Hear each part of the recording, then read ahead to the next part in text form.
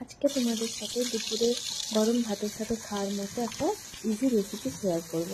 বেগুনটা দেখে বুঝতেই পারছো কী করব।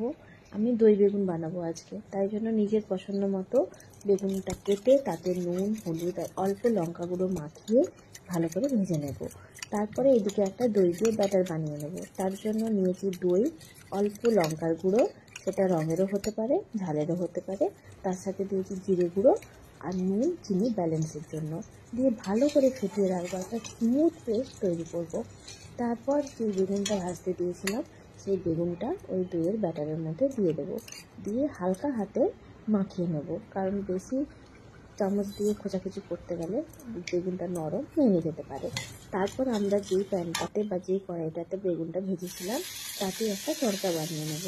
সেই জন্য ওই তেলের মধ্যে দিয়ে দিলাম অল্প একটু জিরে, গোটা জিরে আর গোটা সর্ষে, তারপর কাঁচা লঙ্কা, কারিয়া পাতা ফোড়ন দিয়ে ওটা একটু ভেজে নিয়ে তাতে দিয়ে দিলাম অল্প পরিমাণে পেঁয়াজ কুচি।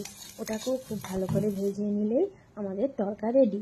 ব্যাস, এরপর ওটাকে দই আর বেগুনের যে মিশ্রণটা রেখেছিলাম তার মধ্যে দিয়ে ভালো করে মিশিয়ে নিলেই হয়ে যাবে আমাদের ঝটপট জলদি জলদি দই বেগুন।